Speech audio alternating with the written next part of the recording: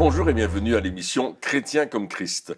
Nous continuons notre étude sur la parole de Dieu et nous allons voir aujourd'hui qu'elle est éternelle et immuable. Ça veut dire qu'elle ne change pas et qu'elle dure tout le temps et qu'elle durera tout le temps. Parce que Dieu est un Dieu éternel. Alors voyons un petit peu ce que la parole dit. Est-ce qu'elle est vraiment éternelle, Christine? Elle est vraiment éternelle. Et il y a de nombreux passages dans la parole de Dieu qui en parlent. Alors on en choisit un, par exemple, le psaume 119, 89, qui nous dit « Ta parole éternelle est pour toujours établie dans le ciel. » Wow. Et là, ça montre vraiment que la parole de Dieu, d'abord, elle est établie dans le ciel, mais après, elle va se réaliser sur la terre. Et on connaît cette prière du Notre Père, que ta volonté soit faite sur la terre comme elle est faite au ciel. Oui, donc il y a déjà la parole de Dieu, alors depuis tout le temps, a déjà été prononcée, elle a déjà été envoyée, et comme elle est éternelle, eh bien, elle est toujours d'actualité aujourd'hui, elle est toujours agissante aujourd'hui, Oui. et elle a une puissance qui n'a pas de fin, c'est-à-dire que ça ne s'arrêtera jamais. Ce que Dieu a dit une fois, eh bien, est éternel. Ça reste vrai pour Ça l'éternité. reste vrai, voilà. C'est ça. Pas comme ce que nous, on peut dire. Voilà, exactement. Nous, on change d'avis tout le temps. On change d'avis tout le temps, selon les saisons de notre vie. C'est ça. Circonstances. Des fois, des fois même au cours d'une même journée, on est capable de changer d'avis. Mais Dieu, lorsqu'il dit quelque chose, il prononce, et puis il y a cet impact qui dure pour toujours. Oui, c'est établi. C'est vraiment établi. C'est comme ça, ça reste, ça C'est demeure. établi pour toujours. C'est établi pour toujours. Établi pour toujours. Il y a un texte intéressant d'Ésaïe 40, verset 8. « L'herbe sèche et la fleur tombe, mais la parole de notre Dieu subsiste éternellement. Alors c'est vrai que tout change autour de nous. Tout change. C'est pour ça qu'il y a des archéologues qui vont essayer de trouver ce qui s'est passé dans les siècles passés, quelle civilisation était là, combien de temps ils sont restés, puis on découvre des choses. Mais ça a changé, ça a évolué. Les âges ont changé, mais la Bible dit que la parole de Dieu, elle ne change pas. Elle est toujours la même. Et elle a toujours la même autorité, la même puissance, et elle va toujours accomplir les plans de Dieu. C'est extraordinaire. Croire dans cette parole, waouh, c'est le fondement le plus solide. Oui, c'est ce qu'on disait dans les émissions précédentes. Comme la parole de Dieu ne change pas, comme elle est toujours la même, eh bien, on peut s'appuyer là-dessus sans avoir peur qu'à un certain moment, elle va nous lâcher. La parole de Dieu ne nous lâchera pas parce que elle subsiste. C'est comme Dieu ne change pas. Il n'y a pas aucune ombre de variation en Dieu. De la même manière, dans sa parole, il n'y a pas, ça ne varie pas vu que la parole est Dieu. Donc il n'y a aucune variation. Ça reste le même et on peut s'appuyer sur cette parole de Dieu. Et c'est pour ça que c'est important de savoir qu'elle est éternelle et immuable. Parce qu'on a besoin de pouvoir s'appuyer sur quelque chose, on a besoin de pouvoir construire notre vie sur quelque chose qui ne va pas changer à un certain moment. Et il va dire, ben non, finalement, j'ai changé d'avis, c'est plus comme ça, c'est comme ça. Oh, au secours. Voilà, donc c'est pour nous aider aussi à établir notre vie. C'est ça, on avait vu pendant les émissions précédentes comment bâtir notre vie sur le roc éternel, et ce roc éternel, c'est Jésus. Ce roc éternel, c'est la parole de Dieu, effectivement, qui ne change pas, et ne pas bâtir sur du sable qui, un jour, il est là, le lendemain, il pleut, comme aujourd'hui. Et puis, pouf, il n'y a plus rien. Mais non, la parole de Dieu, elle reste, elle demeure la même. On a vu que ce que Dieu dit, il l'accomplit. Et ce n'est pas seulement pour aujourd'hui, c'est une parole éternelle. Les modes changent, même au sein d'un même peuple, les modes changent, les systèmes de pensée changent, mais la parole de Dieu demeure la même et elle est notre fondement. Et aussi dans le psaume 119, c'est vraiment une ode à la parole de Dieu. Il y a 166 versets dans ce psaume, mais c'est tout pour exalter, je veux dire, la parole de Dieu et montrer son importance, son effet dans notre vie.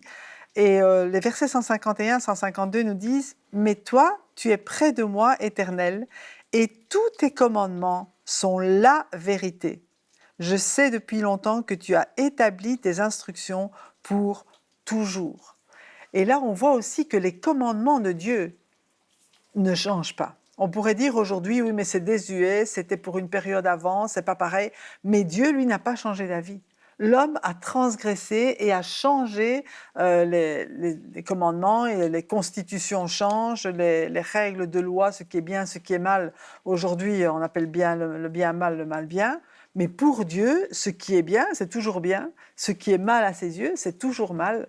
Ses lois et ses ordonnances, ce qu'il y a sur son cœur, la façon dont il désire que nous vivions, ça n'a pas changé d'un pouce. C'est extraordinaire, parce que cette parole demeure. Oui. Et elle construit quelque chose dans notre vie. Et si nous comprenons cette parole et que nous la recevons avec foi, elle va nous entraîner dans la présence de Dieu. Oui. Et Jésus nous parle dans Matthieu 24, il dit « Le ciel et la terre disparaîtront, mais mes paroles ne disparaîtront pas. Elles ne changent pas. » Tout peut changer autour de nous, ça peut être la catastrophe la plus grande, mais ce que Dieu a promis, il va l'accomplir. Et si on met notre foi dans la promesse de Dieu, dans la parole de Dieu, qui est une promesse prophétique du début à la fin, oui, on va voir se réaliser toute cette parole dans notre vie.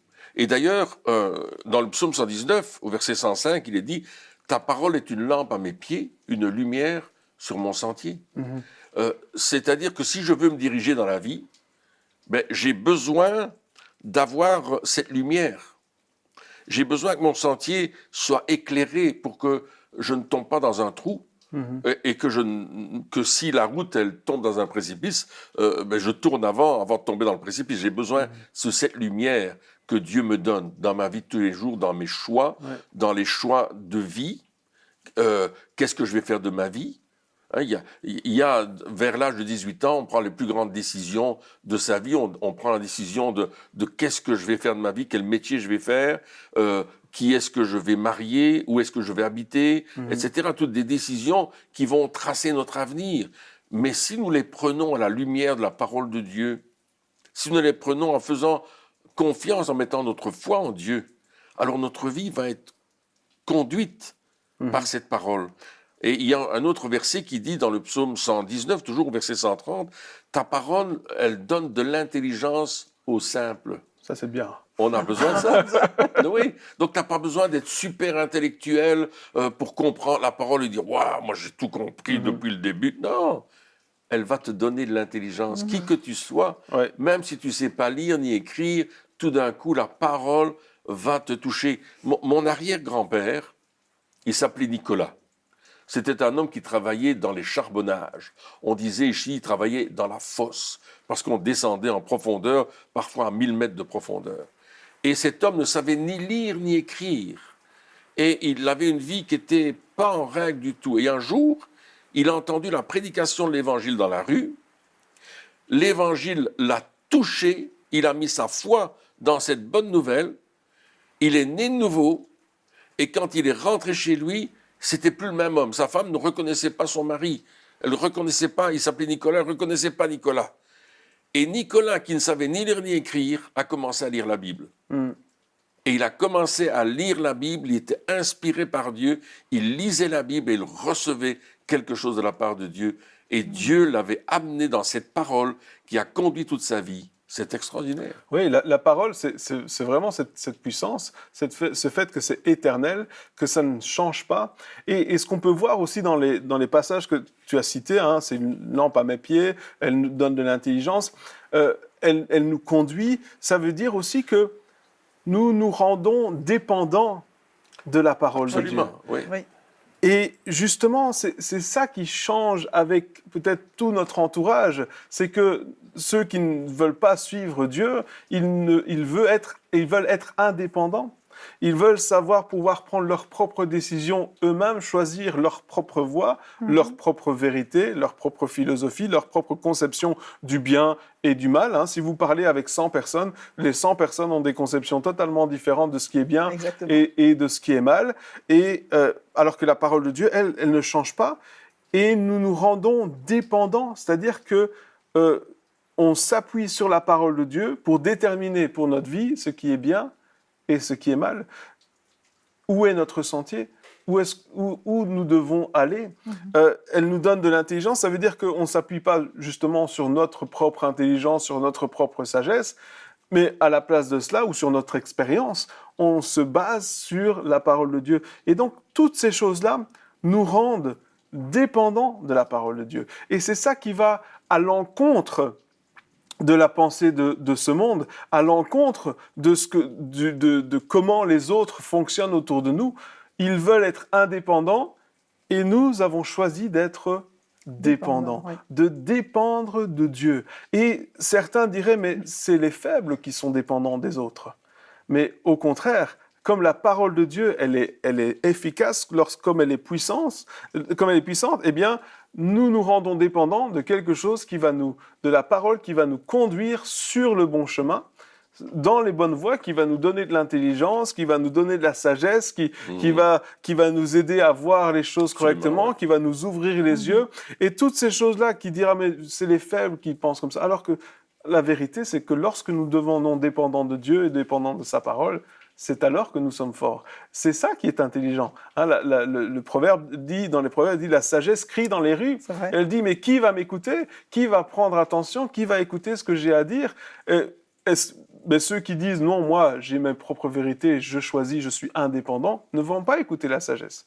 Mais ceux qui choisissent, et c'est encore une fois, c'est important de dire, c'est un choix, de devenir dépendant de la parole de Dieu. Pourquoi? Parce que à ce moment-là, nous nous abaissons, nous nous humilions en disant « je ne sais pas tout ». Je ne sais plutôt rien du tout. J'ai besoin d'apprendre. On s'humilie devant Dieu et on arrête de se reposer sur nos acquis et on se dit non, je m'humilie, je deviens dépendant. Et à ce moment-là, quand je suis faible, je suis fort. La parole devient une puissance en nous qui change notre vie et la vie des autres autour de nous. Et puisqu'on voit aussi avec le fait qu'on se soumet à la parole de Dieu, on voit dans notre vie la réalisation de la parole de Dieu. On voit les miracles qui l'accompagnent dans notre propre vie, les changements dans notre manière de penser, de nous comporter à la maison, avec les enfants, avec son épouse ou avec son époux, la manière dont on va se comporter au travail, sur la route, dans la vie de tous les jours, tout compte fait.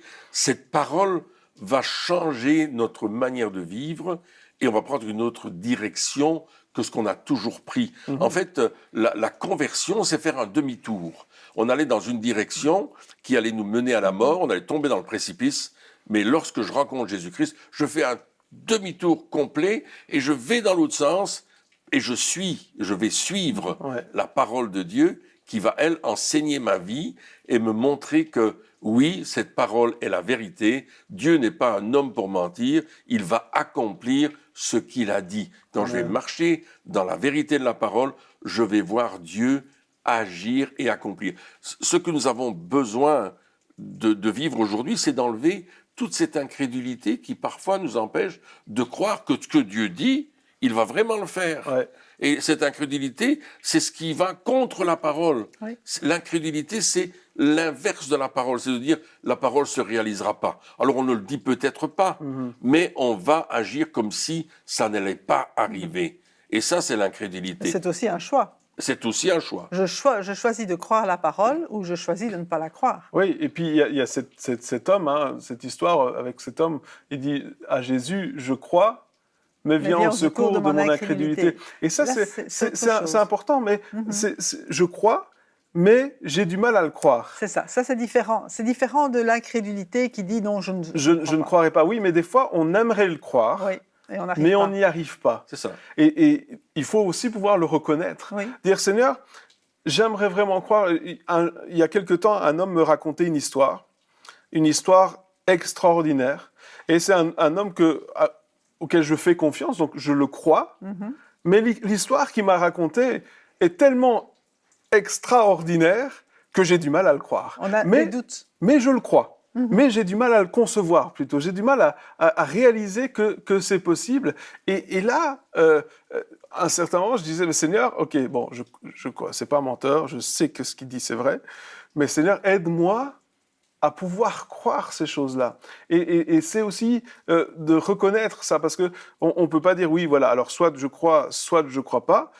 Il y a je crois, je décide de ne pas croire, donc je suis incrédule, je décide, et je veux croire, mais j'y arrive pas. Mais j'ai du mal. Et là, reconnaître ces choses-là Demander à Dieu. Alors, quand cet homme a demandé à Jésus, je crois, mais viens au secours de mon incrédulité, il n'a pas dit non.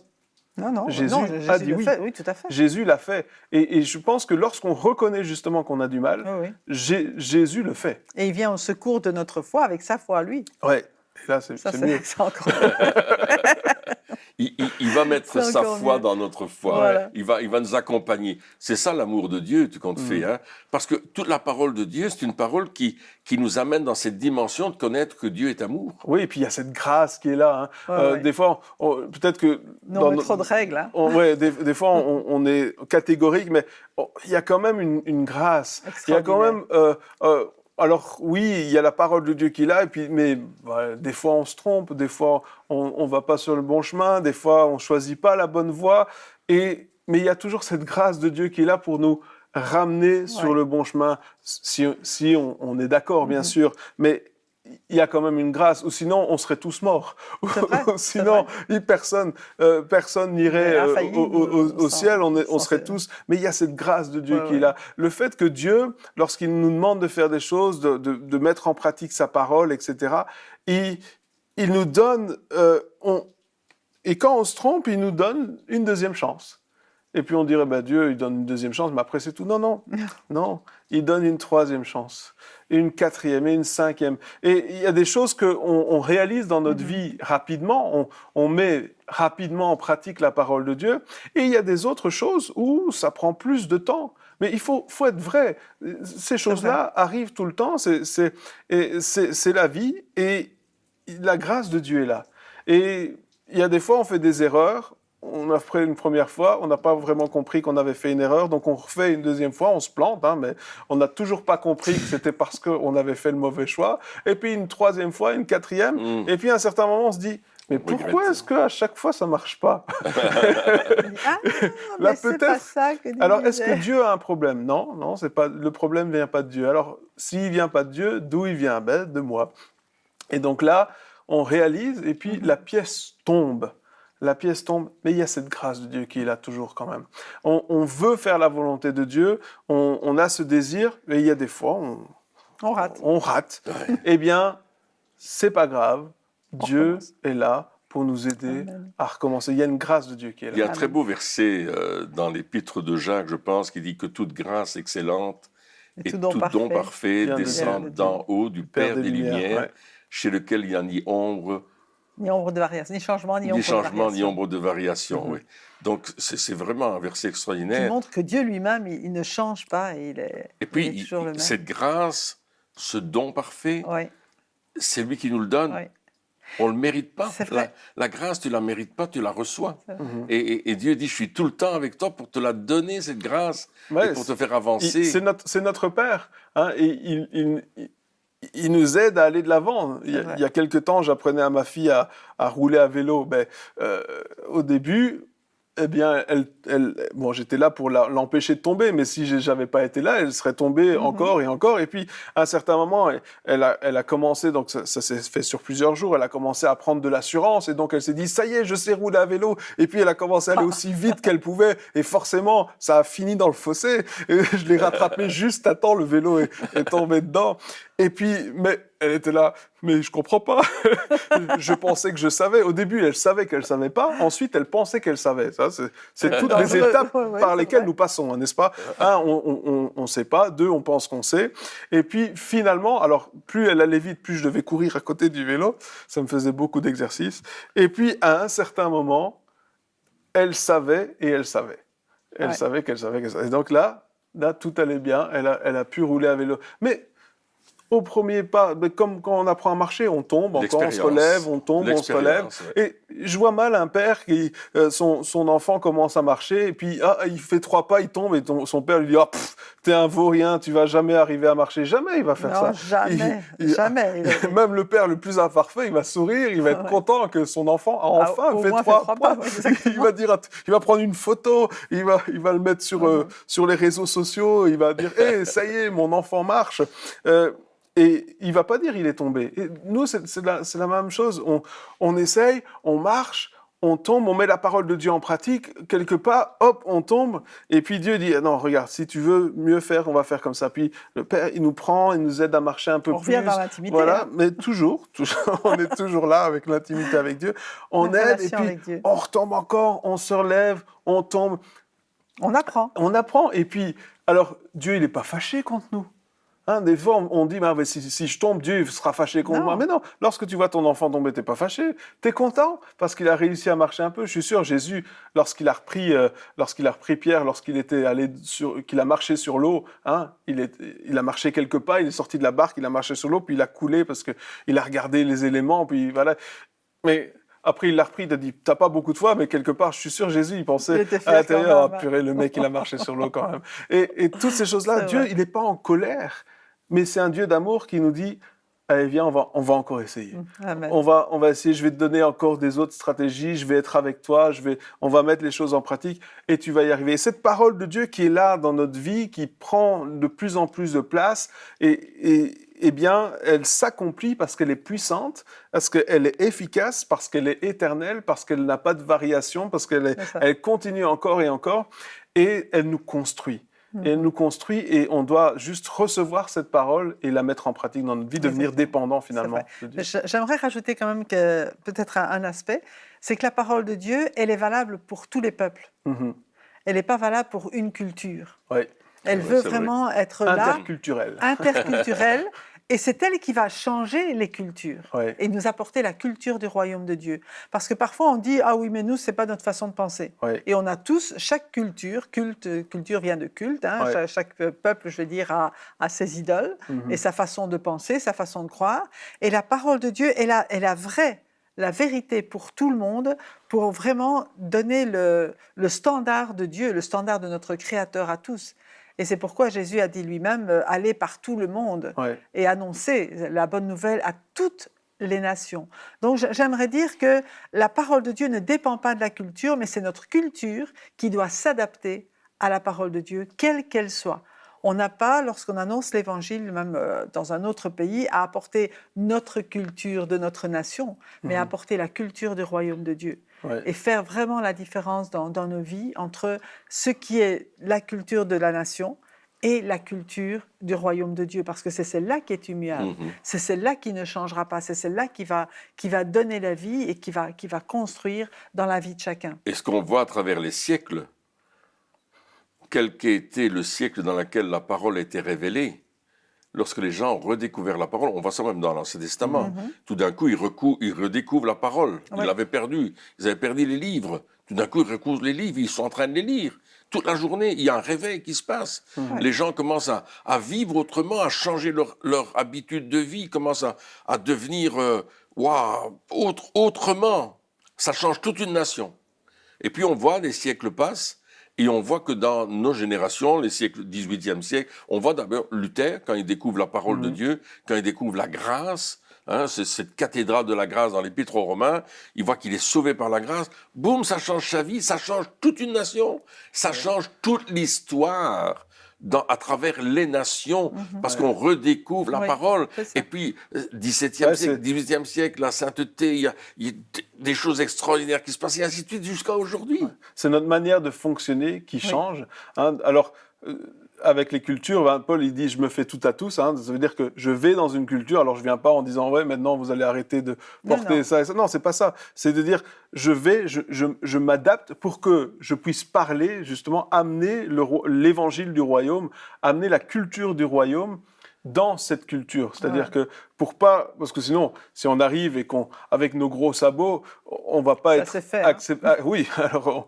on va faire pire que mieux. On va pas être accepté, on va être rejeté. Mais si j'arrive, que je comprends déjà dans la culture dans laquelle je vais, et puis ensuite j'amène la culture du royaume à cette culture, eh bien là, à ce moment-là, il va y avoir un changement. Et c'est comme ça que Paul, on le voit dans les actes, hein, il disait le Dieu inconnu. Mais laissez-moi vous parler du Dieu inconnu. Je le connais. Je le connais. Et c'est comme ça qu'il a pu partager l'évangile. Et on s'adapte au public, on s'adapte aux personnes auxquelles on parle pour voir comment eux comprennent les choses. Et Jésus, à chaque fois, il avait une manière d'apporter la culture du royaume dans la culture du royaume. Il dit, vous dites ceci, vous dites cela, vous fonctionnez comme cela, mais laissez-moi vous dire c'est quoi la culture du royaume. Donc Jésus connaissait, c'était sa culture, mais il connaissait la culture et il amenait la culture du royaume dans la culture, et parce qu'il y aura des changements. Oui. Il va y avoir des changements. Mais le danger, il est là aussi, c'est de dire je vais tellement m'adapter que je vais surtout pas vouloir déranger. Alors ce qu'il faut savoir, c'est que si lorsque nous lisons la parole de Dieu, il y a certaines fois ça nous dérange parce que justement ça va changer nos habitudes, notre comportement, notre manière de voir les choses, on va devoir... Alors forcément, la parole de Dieu va déranger les cultures, va déranger le public, va déranger les choses. Et il faut arrêter d'essayer que la parole de Dieu ne dérange pas. Oui. Ça, c'est un piège, c'est un mensonge. La parole de Dieu dérange. Et heureusement, parce que si elle ne nous dérange pas, on continue dans la même direction, et si on continue dans la même direction, on va mourir. Il parlait d'un homme qui était à cheval en train d'aller dans un précipice, et puis il disait « mais non, il faut être poli avec lui, il faut lui parler doucement, etc. » Et attention, tu vas mourir. Et là, le bruit du cheval va tellement vite que, non, si je suis poli, il meurt. Si je suis impoli et que je crie, et là, il a une chance de s'en sortir. Ouais. Et la parole de Dieu, elle va déranger. La Bible nous dit, c'est clair, c'est cette parole c'est Jésus, c'est la pierre d'achoppement pour ceux qui veulent pas croire. Donc ça va déranger de toute façon, mais pour ceux qui croient, c'est la puissance de Dieu. Pour ceux qui croient, c'est ce qui va nous amener au salut. Pour ceux qui croient, c'est ce qui va nous empêcher justement d'aller dans la perdition. Donc il y a une puissance dans la parole de Dieu, ça dérange, mais les choses éternelles, immuables, incorruptibles dérangent. Ouais. Les gens incorruptibles dérangent parce qu'on aimerait bien les corrompre, mais on n'arrive pas. Et la parole de Dieu, elle est incorruptible. C'est un chat, un chat, un chien, un chien, et c'est comme ça. Et c'est vrai pour tout le monde. Et c'est vrai pour tout le monde. Et soit on se plie à la parole de Dieu et on se soumet à la parole de Dieu dans notre vie, soit on dit, bah non, ça c'est pour les autres, c'est pas pour moi. Mais à ce moment-là, le chemin de la perdition, c'est une réalité aussi. Ouais. L'enfer est une réalité, le paradis est une réalité, et on décide aujourd'hui. Il n'y a pas de « oui, mais peut-être on verra bien ».